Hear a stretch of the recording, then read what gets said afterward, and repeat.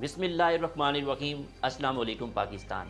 नाजरीन, कैसे हैं आप? ठीक ठाक हैं? उम्मीद करता हूँ बिल्कुल ठीक ठाक होंगे और अपनी खूबसूरत सी ज़िंदगी अपने खूबसूरत अंदाज से गुजार रहे होंगे। नाजरीन, जैसा कि आप सब जानते हैं कि मैं आप लोगों के लिए आज की शख्सियत प्रोग्राम लेकर आया करता हूँ। आज मैं आपको जिस शख्सियत का तारुफ़ करवाने जा रहा हूँ, आप एक उस्ताद हैं, आप एक रिसर्चर हैं और आप बहुत बड़े एडमिनिस्ट्रेटर हैं। प्रोफेसर डॉक्टर इरम खालिद साहिब हमारे साथ मौजूद हैं। आपका ताल्लुक chairperson department of political science university of Punjab Lahore से है। तो आज हम मैडम साहिबा से उन आईटी रिसर्च आर्टिकल के हवाले से बात करेंगे, इंटरनेशनल कॉन्फ्रेंस के हवाले से बात करेंगे और उनकी ज़ाती लाइफ के बारे में बात करेंगे। अस्सलाम वालेकुम मैडम। वालेकुम अस्सलाम। मैडम कैसी हैं आप? जी बिल्कुल खैरियत। बहुत शुक्रिया, आपने हमें कीमती टाइम दिया। मैडम, अगर हम तालीम के हवाले से बात करें तो आपने अपनी इब्तदाई तालीम कहाँ से हासिल की और आपका तालीमी सफ़र कैसे रहा? मेरी जो इब्तदाई तालीमी जो मेरा सिलसिला है वो फैसलाबाद से था। मेरे पेरेंट्स चूँकि फैसलाबाद से ताल्लुक़ रखते थे तो मैंने गवर्नमेंट स्कूल से पढ़ा और फिर उसके बाद मेरे वालिदैन का शौक़ और ख़ुद मेरी ख्वाहिश के साथ उन्होंने मुझे लाहौर भेजा मेरी मास्टर्स डिग्री के लिए। वहाँ से यूनिवर्सिटी ऑफ पंजाब से मैं गोल्ड मेडलिस्ट हूँ और उसके बाद सिलसिला रुका नहीं। मेरे शौक़ को मद्देनज़र रखते हुए मेरे वालिदैन ने मुझे कायद-ए-आज़म यूनिवर्सिटी इस्लामाबाद भेजा। वहाँ से मैंने एमफिल किया और फिर उसके बाद जो हमारे माशरे का एक रवायती है एक तकाज़ा, फिर शादी करके रुखसत किया। लेकिन शुक्र है कि ससुराल ऐसा मिला और साथी ऐसा अल्लाह ने लिखा कि उन्होंने मेरे शौक़ के साथ कभी कोई पाबंदी नहीं लगाई और फिर मैंने पीएचडी जो है वो अपनी शादी के बाद जो है वो मुकम्मल की। उसके साथ साथ मैंने अपनी जॉब का सिलसिला भी शुरू किया और अल्लाह का शुक्र है कि 30 साल से तालीम के सिलसिले से वाबस्ता हूँ और तालीम के साथ साथ तहकीक और फिर जो एडमिनिस्ट्रेटिव मामलात हैं उनको भी देख रही हूँ। ठीक, माशाल्लाह। मैडम, आपका पीएचडी का थीसिस किस मौजू पर था? अच्छा, जो मेरा पीएचडी का थीसिस है वो क्राइसिस डिसीजन मेकिंग है, case study between Pakistan and India. यानी पाकिस्तान इंडिया के दरमियान मैंने 4 ऐसे मसाइल, इश्यूज़ या कॉन्फ्लिक्ट आप कह लें। ये 1950 का माइनॉरिटी इशू था, 1986 का ब्रास टैक्स एक्सरसाइजेज, फिर न्यूक्लियर और कारगिल इशू। ये 4 मैंने बुनियादी मसाइल के ऊपर कि पाकिस्तान और भारत के अंदर फ़ैसला साजी कैसे होती है, ख़ास तौर पर जब मुल्कों में बहरान की कैफियत होती है तो वहाँ पर कौन सा निज़ाम है जिसको फॉलो किया जाता है, ये मेरे मौजू था। ठीक है मैडम, आपके कितना रिसर्च आर्टिकल और कितना किताबें पब्लिश हो चुकी हैं? जी, मेरे 100 के करीब रिसर्च आर्टिकल हैं अल्हम्दुलिल्लाह, जो नेशनल और इंटरनेशनल जर्नल्स में पब्लिश हुए हैं। 7 मेरी बुक्स हैं जो ऑलरेडी पब्लिश्ड हैं और एक मेरी बुक जो है वो बहुत जल्द मार्केट के अंदर आने वाली है और वो भी पाकिस्तान से ही मुताल्लिक़ एक बहुत ही इम्पॉर्टेंट इशू जो है उसके ऊपर मैंने लिखी है। अच्छा मैडम, जो आपके रिसर्च आर्टिकल हैं वो किन किन मौजू पर हैं? कुछ चंद के नाम बताइए। जी। अच्छा, बुनियादी तौर पर मेरा जो टॉपिक हमेशा से रहा वो यही था कि पाकिस्तान और पाकिस्तान की सियासत या पाकिस्तान की खारजा पॉलिसी, यानी अपने मुल्क के इर्द गिर्द ही तहकीक जितनी मैंने की और जो लिखा है वो बुनियादी मसाइल के इर्द गिर्द ही लिखा है। आपने फ़ॉरेन कंट्री को विज़िट किया? जी बिल्कुल, मैं मुख्तलिफ़ जो इंटरनेशनल कॉन्फ्रेंसेस के लिए मैं मुख्तलिफ़ मुल्कों में जाती रही हूँ और वहाँ भी मैंने हमेशा कोशिश ये की कि जो स्टेट ऑफ पाकिस्तान है, जो गवर्नमेंट ऑफ पाकिस्तान है, उसके बारे में जो नेगेटिव इमेज जो है उसको, उस तासुर को ज़ाइल किया जाए अपनी तहकीक के ज़रिए भी और ख़ास तौर पर पाकिस्तान के बारे में हमेशा ऐसी बात कही जाए कि जो लोगों के जहनों में जो शुबहात हैं, जो अबहाम हैं और जो तासुर, जो प्रोपेगेंडा के ज़रिए जो तासुर बाहर की एकेडेमिया के अंदर जो पैदा किया गया है उसको दूर करने के लिए मैंने हमेशा कॉन्फ्रेंसेस में जब पेपर प्रेजेंट किए या डिस्कशंस की या लोगों के साथ इंटरेक्ट किया तो मेरा बुनियादी यही मकसद रहा कि मुल्क के लिए बात की जाए, मुल्क के हवाले से मस्बत बात की जाए। पाकिस्तान के कल्चर को और फॉरेन कंट्री के कल्चर को कैसे देखती हैं आप? देखिए, कल्चर या तहज़ीब हर मुल्क की अपनी नुमाइंदा होती है। जो वहाँ के लोग जो हैं वो जनरेशन टू जनरेशन, नस्ल दर नस्ल जो रवायात चलती हैं वही कल्चर जो है वो तश्कील पाता है। अगर आप कहें कि बाहर के मुल्कों और पाकिस्तान के कल्चर में क्या डिफरेंस है, जैसे मैंने जब अमेरिका का विज़िट किया तो वहाँ पर वहाँ की रवायात, वहाँ के लोग जो हैं, मुझे बहुत अच्छा लगा कि इवन आप किसी स्टोर पे जाते हो तो कोई जो आपसे पहले गुजरा है वो दरवाज़ा खोल के आपके लिए खड़ा हो जाएगा कि आप गुजरें, तो अब आपकी ड्यूटी ये है कि आप अगले आने वाले के लिए वेट कर लें अगर पीछे कोई आपकी लेन में खड़ा है। ठीक, ये बहुत छोटे छोटे जेस्चर हैं, जैसे स्माइल देना, जैसे थैंक यू बोलना, जैसे आप किसी के साथ आप गुजरते हुए आपका कोई टकराव हो गया है तो फ़ौरन सॉरी कर लेना। ये वो खसूसियात थी, तहज़ीब की खूबियाँ जो किसी वक्त पे हमारा सरमाया थी। लेकिन अब हमने बहुत जल्दबाजी में ख़ुद को बदलने की ख्वाहिश में या ये तासुर देने में कि शायद हम जो हैं वो इन खूबियों से दूर होते चले जा रहे हैं। ख़ास तौर पर जो हमारे बच्चे हैं उनको हम प्रॉपर ये तहज़ीब की जो ट्रांसफ़र है, जो हमारे बच्चों के अंदर जो खसूसियात होनी चाहिए थी, जो आदाब होने चाहिए थे, वो शायद उतना नज़र नहीं आता है। और हम उस पर कॉन्शियस हो जाते हैं कि शायद अगर हमने किसी से माज़रत कर ली, शायद हमने किसी का शुक्रिया कह दिया तो वो समझेगा कि पता नहीं हम क्यों कह रहे हैं। हालांकि ये तालीम जो है, जहाँ भी जिस तहज़ीब में भी ये खूबियाँ हैं, वहाँ से हमें ज़रूर अपने बच्चों को सिखानी चाहिए। ठीक मैडम, CSS के इम्तिहान की तैयारी के लिए किस तरह की तैयारी करनी चाहिए? एज एक्सपर्ट्स आप क्या कहेंगी? अच्छा देखो बच्चे, मैं तो आपसे ये बात कहूँगी कि CSS या मुकाबले का इम्तिहान जो है, पहली बात तो ये कि किस लिए करना है। देखिए, आमतौर पर ये तासुर है कि अगर आप पावर सर्कल का हिस्सा बनना चाहते हैं, अगर आप चाहते हैं कि आप मुल्क के निज़ाम को मुतासिर करने वाली कुर्सी पर बैठें, तो इसलिए हमारे यंग जो बच्चे हैं ना, वो CSS का एग्ज़ाम देना चाहते हैं। हालांकि अगर देखा जाए कि CSS के इम्तिहान के लिए बुनियादी एक वक्त था कि जिसमें सबसे पहले ये सोचा जाता था कि बहुत सा इल्म पहले सीखा जाएगा और फिर उसको लिखना सीखा जाएगा, अखबार पढ़े जाएंगे, अखबारों से देखकर हालात हाज़रा को सीखा जाएगा, और फिर उसके बाद ये समझा जाता था कि जो मज़मून या जो सब्जेक्ट आपने शुरू से पढ़ा है आप उसमें एक्सेल करें और फिर उसके बाद आप CSS में अपीयर हों। अब आजकल के बच्चे क्या देखते हैं आमतौर पर कि किस सब्जेक्ट में मार्क्स ज़्यादा आ रहे हैं, चलें वो सब्जेक्ट ले लेते हैं।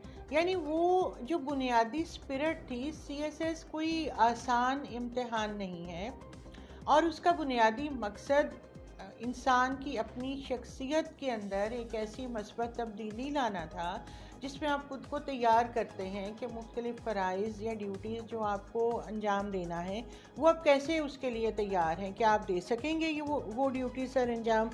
अब जो है वो CSS का मतबा नज़र ये बन गया कि अगर आप एक शॉर्टकट लेना चाहते हैं, बहुत जल्दी तरक्की करना चाहते हैं, तो आपको मुकाबले का इम्तिहान में बैठ जाना चाहिए ताकि आप बहुत जल्दी जो है वो पावर सर्कल के अंदर एंटर हो जाएं। तो मैं ये समझती हूँ कि इस पर कोई हर्ज नहीं है। किसी भी मुकाबले के इम्तिहान की तैयारी अगर उसकी हकीकी स्पिरिट के पेश नज़र की जाए कि आप उन चंद लोगों में शामिल होना चाहते हैं जो बेहतरीन दिमाग हैं, जिनकी बेहतरीन तरबियत होगी, और तब चलकर वो एक ऐसी ज़िम्मेदारी को सर अंजाम दे सकेंगे जिसमें पॉलिसी मेकिंग भी है, जिसमें लोगों के ऊपर उन पॉलिसी इम्प्लीमेंटेशन में अपनी हुकूमत का साथ देना है। तो पहले तो CSS की बुनियादी जो एक इसका मफ़हूम है उसको समझना ज़रूरी है और ज़ाहिर तैयारी उसका अगला एक हिस्सा है। ठीक मैडम, पाकिस्तान में यूनिवर्सिटियों के रिसर्च कल्चर के हवाले से यूनिवर्सिटियाँ क्या किरदार अदा कर रही हैं? देखिए, यहाँ कुछ ऐसे मामलात हैं जिन पर आपने बहुत खूबसूरत एक डिबेट के बारे में मुझसे सवाल किया है। मैं ये समझती हूँ कि किसी भी जगह पर, किसी भी दुनिया के मुल्क के अंदर अगर किसी मुल्क ने मुआशी तरक्की करनी है, मुआशरती तरक्की करनी है, साइंस और टेक्नोलॉजी में तरक्की करनी है, तो जाहिर है कि यूनिवर्सिटीज़ एक बुनियादी अहम अदारा है।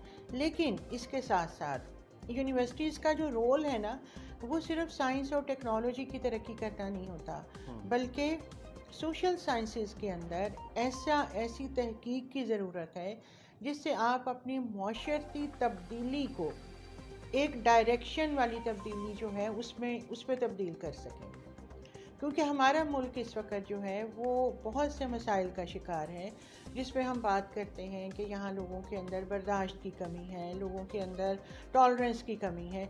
ये वो सब तब्दीलियाँ जो थोड़े अरसे के अंदर हमारे मुल्क की माशरे के अंदर तब आ चुकी हैं, और ये नेगेटिव चीज़ें हैं, ये नेगेटिव रवायात हैं जिनका हम शिकार हो चुके हैं।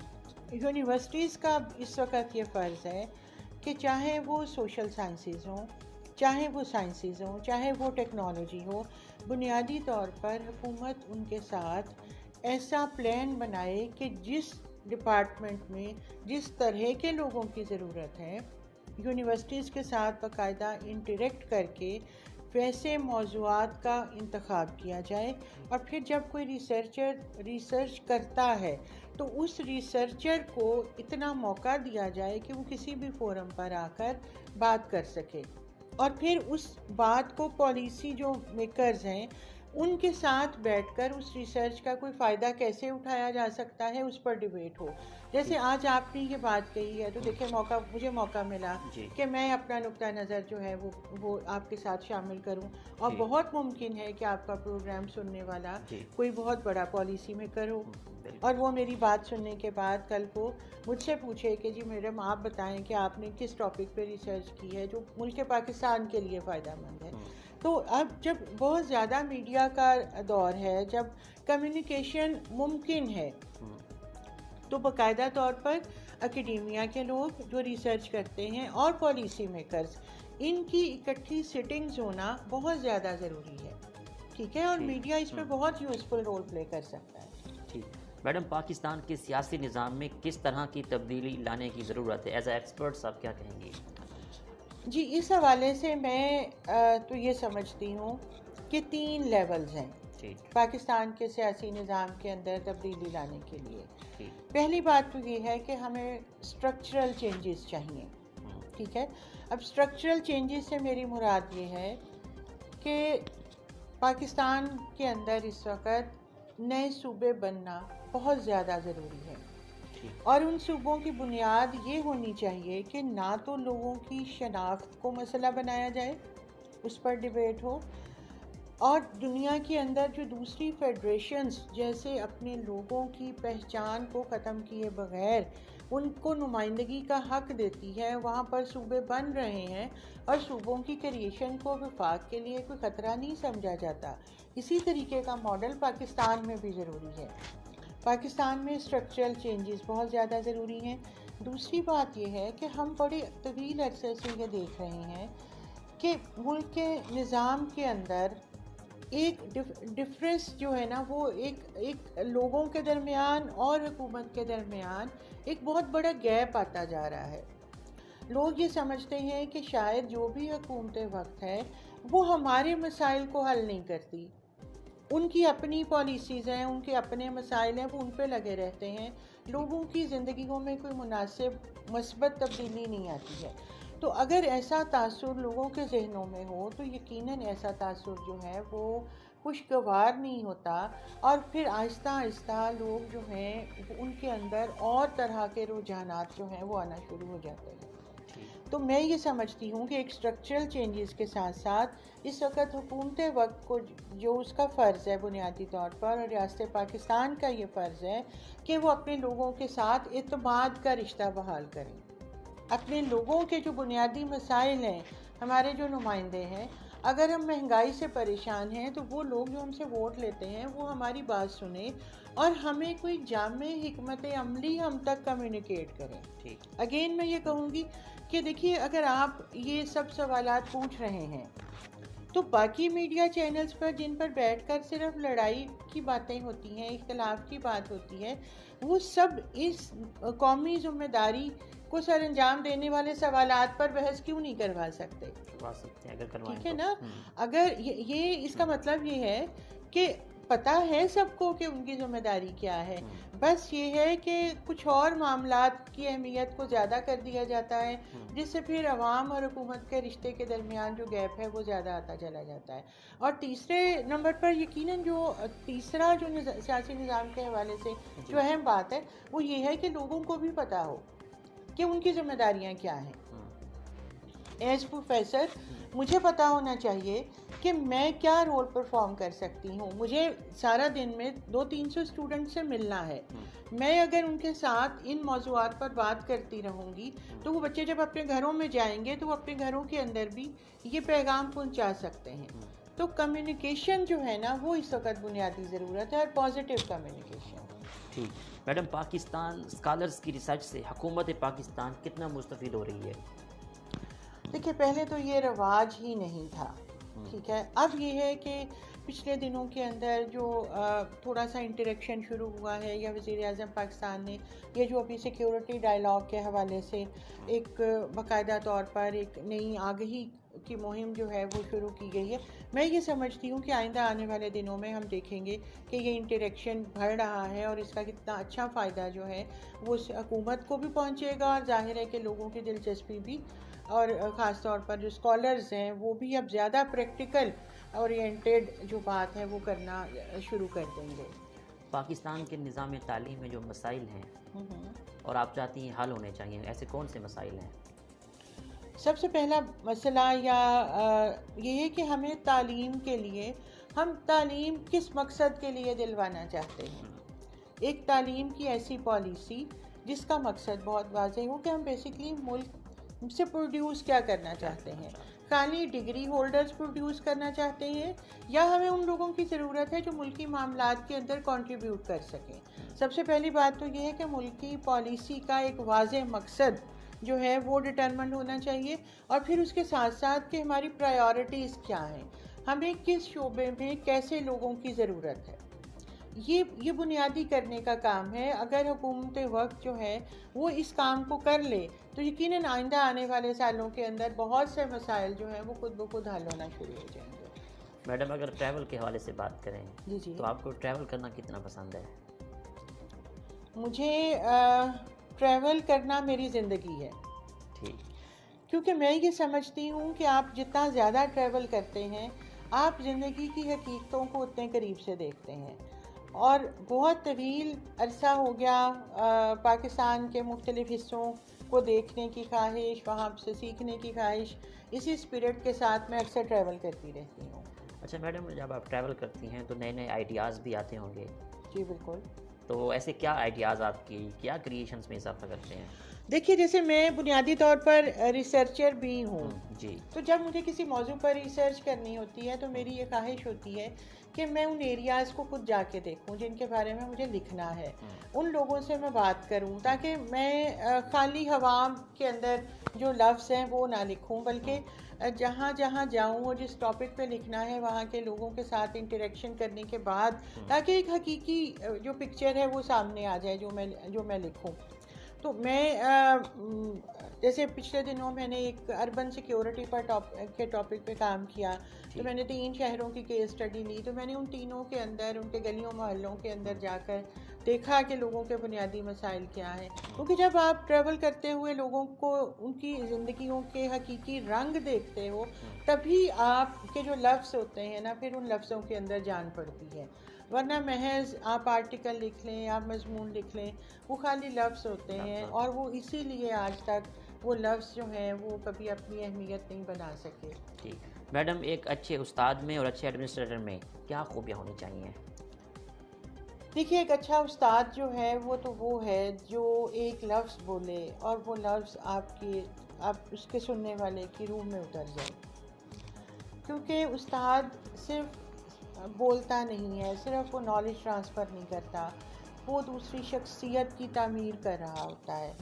तो एक एडमिनिस्ट्रेटर जो है उसको बहुत सारे वो मामलात भी देखना पड़ते हैं जिसमें बाज़ औक़ात कुछ लोगों को सिखाने के लिए, कुछ को बताने के लिए आपको कभी सख्ती भी करना पड़ती है। लेकिन उस्ताद जो है उसका सख्ती से कोई ताल्लुक़ नहीं है। उसने तो दूसरे फ़र्द की शख्सियत की तामीर करनी है और उसको अपने अंदाज़ तक उसने ऐसे खूबसूरत तरीके से वो पैगाम पहुंचाना है कि अगला बंदा ऑटोमेटिकली उस रास्ते पे चलना शुरू कर दे।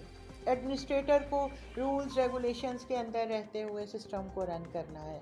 तो ये दोनों ही रोल्स जो हैं वो अपनी अपनी जगह यकीनन बहुत अहमियत के हामिल हैं। ठीक मैडम, गुड गवर्नेंस लाने के लिए पाकिस्तान में क्या इकदाम करने चाहिए?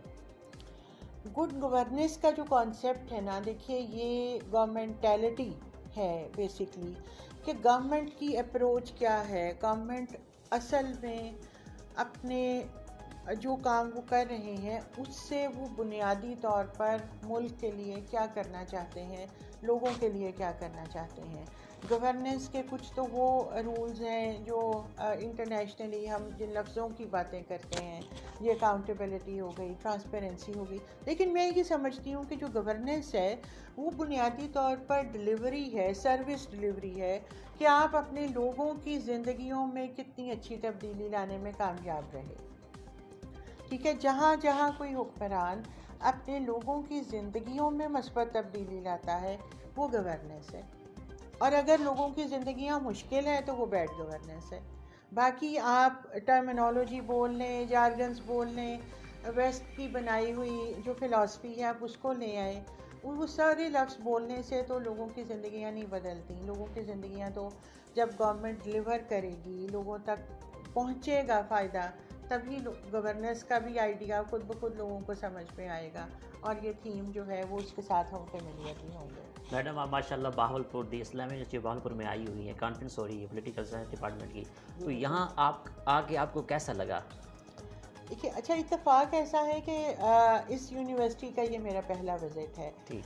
मुझे यहाँ के लोग इतने मीठे लगे हैं और इतने खूबसूरत, और यहाँ की जो हॉस्पिटैलिटी है, जो इससे पहले मैंने किताबों में पढ़ी थी कि ये एरिया ऐसा है कि यहाँ के लोग बहुत मेहमान नवाज हैं। अब मैं 2 दिन से वो सब एक्सपीरियंस कर रही हूँ, इतनी मोहब्बत, इतने एजाज़ से सब लोग मिल रहे हैं, और वो इतना अच्छा लग रहा है कि मुझे अंदाज़ा हुआ कि यहाँ की जो तहज़ीब है वो इस वजह से इतनी मुतासिर कुन नहीं है कि वो नवाबों के साथ उसका ताल्लुक़ है, बल्कि वो नवाबी खसूसियात, वो रख रखाव, वो वज़ादारी यहाँ के आम लोगों के अंदर भी मौजूद है। जी, थैंक यू वेरी मच। अच्छा मैडम, अदब के हवाले से बात करें तो अदब से किस हद तक आपको लगाव है? अदब से लगाओ, आपको अगर मैं ये बताऊं कि बहुत बचपन से मेरी वालदा ने हमें किताबें पढ़ने का शौक़ जो था वो मेरी वालदा ने हमें दिया, और हमारी तरबियत का हिस्सा बनाया उन्होंने, कि स्कूल की तालीम अपनी जगह, लेकिन उसके साथ साथ जो है वो नावल पढ़ना, शायरी को पढ़ना, कि इससे शख्सियत बनती है, इससे आप बहुत से नए लफ्ज़ सीखते हैं, उन लफ्ज़ों का इस्तेमाल सीखते हैं, उसके साथ साथ आप ज़िंदगी को बरतने के बहुत से मिजाज सीखते हैं। तो मेरा ये ख्याल है कि अदब से ताल्लुक़ जो है वो इंसान को तहज़ीब भी सिखाता है, वज़ादारी भी सिखाता है, और सबसे बड़ी बात यह है कि ज़िंदगी को गुजारने का एक वतीरा सिखाता है। अदब से लगाओ तो मेरा ख्याल है कि ये मुमकिन ही नहीं है कि जो उस्ताद हो और उसका अदब से ताल्लुक़ ना हो। आपकी आइडियल पर्सनैलिटी कौन है? कि जी इसमें तो मैं बहुत बचपन से आज तक बहुत ही वाज़े, बहुत ही क्लियर हूँ कि हमारे नबी की जो ज़ात है वो ही सबसे मोहतरम और सबसे आइडियल है, और उनकी जो खूबियाँ, खसूसियात, जैसे उन्होंने एक ऐसे सख्त गिर माशरे को रहमत से बदल दिया, उनसे बड़ी तो कोई आइडियल शख्सियत नहीं हो सकती। अच्छा मैडम, आखिर में स्टूडेंट्स को, बहावलपुर की आवाम आप आई हैं, लाहौर के स्टूडेंट्स, आपके जो स्टूडेंट्स हैं, उनको आखिर में क्या पैगाम देंगी आप? देखिए, आपके चैनल के थ्रू मैं ये बात कहना चाहूँगी कि अल्लाह ने हमें जो ज़िंदगी से नवाजा है, ये अल्लाह की एक बहुत बड़ी नेमत है। इसके अंदर हम अगर शुक्रगुजारी को लाना चाहते हैं तो हमें पहले अल्लाह के बंदों का शुक्रिया अदा करना सीखना चाहिए।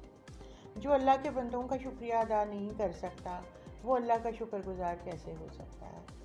तो अगर हमें ज़िंदगी में, ज़ाहिर हम सबकी ख्वाहिश है आगे बढ़ना और हम कोशिश करते हैं, लेकिन हर कदम पे वो लोग जो हमारे साथ खड़े होते हैं, जो हमारे साथ हमारे दुख में, दर्द में, या हमारा हौसला बढ़ाते हैं, उन सब का शुक्रिया अदा करते रहिए, क्योंकि उन सब का शुक्रिया आपको मौका देगा कि उनकी दुआएं आपके साथ साथ शामिल होती चली जाएंगी, और जब इतनी दुआएं शामिल होती हैं तो फिर अल्लाह की ज़ात जो है वो कामयाबी ज़रूर देती है। बहुत शुक्रिया आपका, आपने हमें कीमती टाइम दिया और आपसे सीखने को बहुत कुछ मिला। बहुत शुक्रिया जी आपका। जी तो नाजरीन, आपने आज की शख्सियत प्रोग्राम सुना। इसी के साथ अपने मेज़बान अहमद महमूद को इजाज़त दीजिए। अल्लाह हाफिज़, अल्लाह निगहबान, पाकिस्तान जिंदाबाद।